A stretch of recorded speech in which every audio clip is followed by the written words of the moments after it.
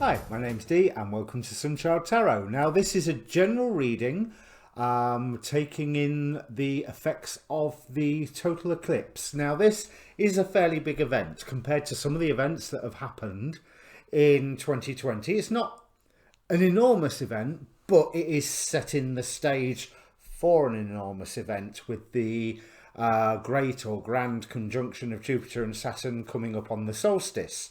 It is a total eclipse, so it does have extra whammy. I mean, an eclipse is an eclipse, but the fact that it's total has that little bit of extra whammy. Now, I've covered, with astrologer David Fischer, I have covered the astrology of this total eclipse in some detail in a show that we've called 2020 season finale, which link for which will be down in the description. This is a general reading.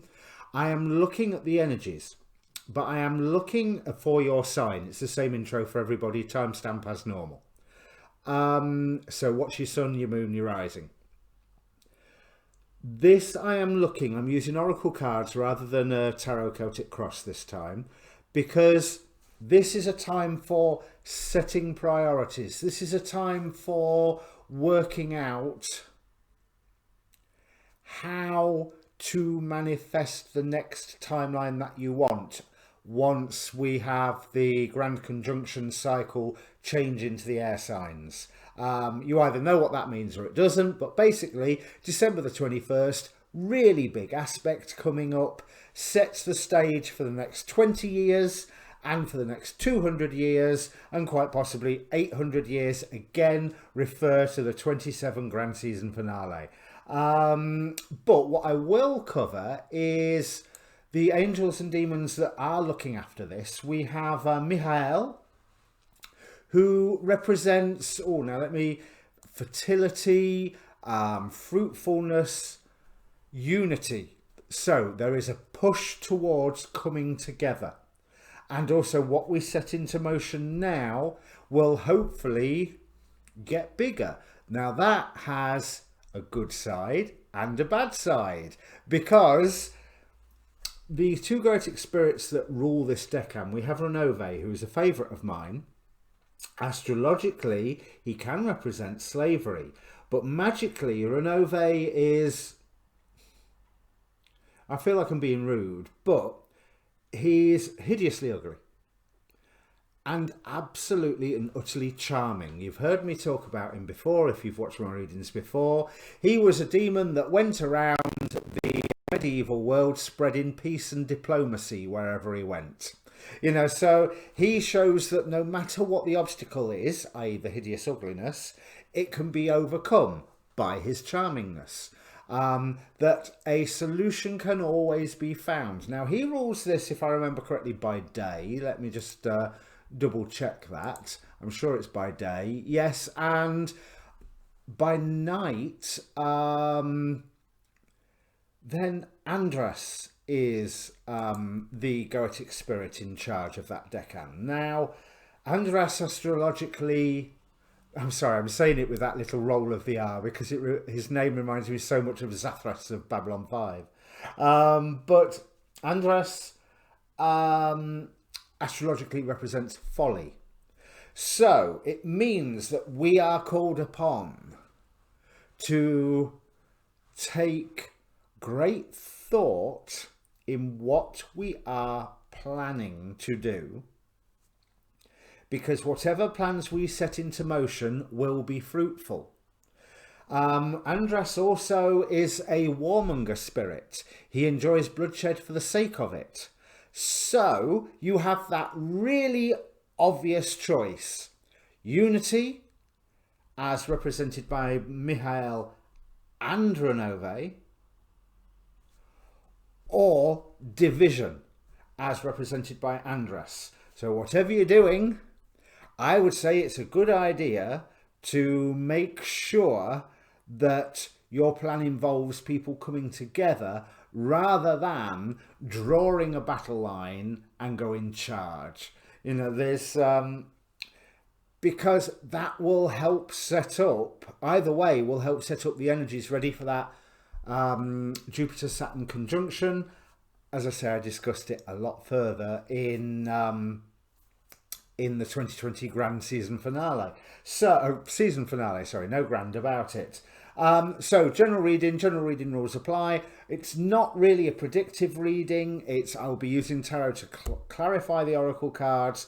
But what we are doing is looking at the energies that we could use, or if I dare use the word should, that we are advised to use to send your energy forward to create the best timeline for not just you, but for you and yours. And that's the important thing that I want to draw out, certainly with Mihail and Renove, giving that message of unity.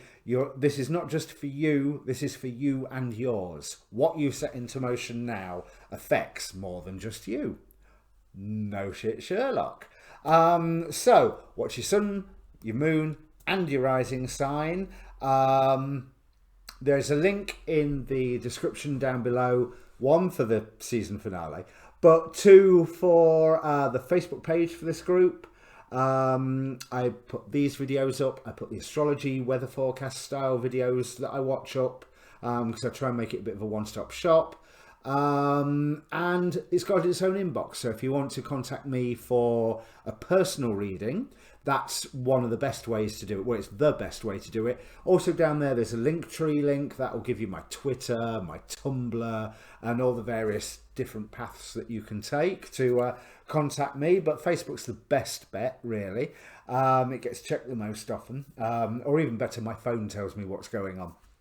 So yeah, I think I will bring up your cards. I'm sure there was something else I was going to say, but no, let's crack on and bring up the cards. Okay, Cancer, if you are Cancer rising, this is happening in your 6th house, which is your day-to-day routines, work, health and duty area of your life, which looks like it will be receiving a shake-up. I'm going to start with this Spirit Messages card, which in the Sacred Spirit Oracle, it is a card about basically your loved ones popping in from the other side and giving you reminders. When you find memories that just float up to the surface, apparently that's them. And it's something that you should be grateful for.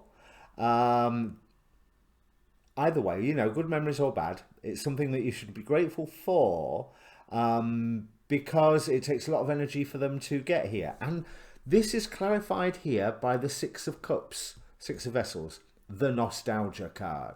So there is a definite communication here, but it looks like there is opportunity for you to let various things go. The reason that I'm saying that is we have this Me Time card, enjoy your own company. And we also have Edgar Casey, who is a well-known medium, also bridging the gap between here and another state of being, clarified by the Tower. So it's like there's some news coming in that shatters something from the past, but you are being advised to not throw away the entire past, just throw away the bit that got shattered. Because we have the White Spring here, which is all about renewal, rebirth, a sort of like an energetic baptism, if you like, where the water sprites go to refuel their energy, where you can be cleansed of your weariness and your burdens and your sins and what have you. But this is clarified by the 3 of Swords. So yes, it is a time of renewal. Osiris here, bringing in renewal, bringing in new love with the Ace of Cups. Now, when I say new love, that could be a relationship. I'm rather seeing it more as a new love for the day-to-day area of your life. A new love of, do you know what? I've got here. I really enjoy being me. and I'm going to make sure that I go out and I'm good at it. So this renewal that both Osiris and the White Spring here is talking about, it will involve some integrating, you know, involve some sort of a little bit, or your Cancer, a little bit more soul searching, you know, but it's not like you aren't supported. We've got the Three of Vessels, Three of Cups here with the me time, but also that me time, it's a very solitary card. It's, you can put that celebrations and other people at a distance because they are still your friends and they will still be there when you get back. So maybe focus on some of the good memories that come up and put pay to some of the older memories that come up. But also the White Spring, the Tower, Edgar Cayce, Spirit Messages, and Osiris. There's a wandering from one world to another, or finding a connection not as strong as what I saw in the Gemini reading, because they're in for a time with this eclipse, but there is that sense of communication. But there's also this sense of you are still doing your housekeeping, you are still sorting a few things out, and that's fine.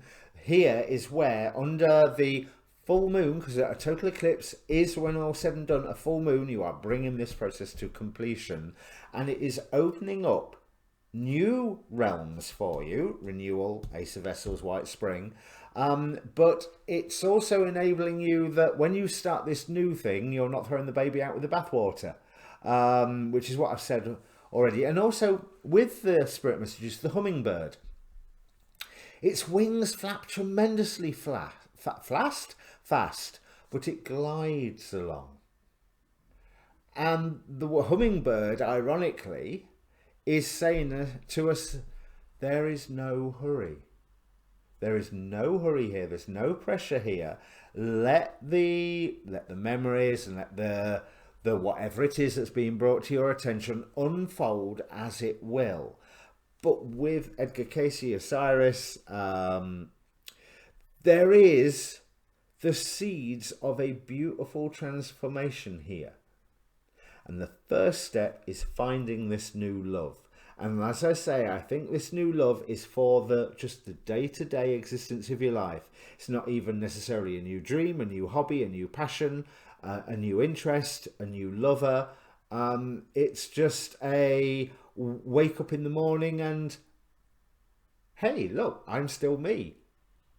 That's great. And I'm here. And that's great as well. You know, no matter what's going on, the sun is shining, the birds might be singing. Depends how cold it is and how early it is. You know, so there's beauty there, because I'm feeling really warm energies from this Edgar Cayce card, which the Tower card beneath it is telling me it will be dramatic, but I don't want to say it's all show, because it isn't all show. That's not the right phrase. But okay, there's lots of big booms like a Hollywood blockbuster, and you're still standing at the end of it. So, and I think some of these big booms that happen need to happen. So that's really, really positive. So what I forgot to say at the start was the YouTube business of please like, share and subscribe. Go and have a watch of your moon and rising signs if you're not already doing so. And please do catch the 2020 season finale video that David and I did. And I will see you with, well, more readings soon. Cheers.